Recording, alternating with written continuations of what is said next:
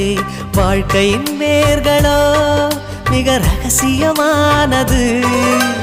ரகசியம் காண்பதே நம் அவசியமானது. தேடல் உள்ள உயிர்களுக்கே தினமும் பசி இருக்கும். தேடல் என்பது உள்ளவரை வாழ்வில் ருசி இருக்கும்.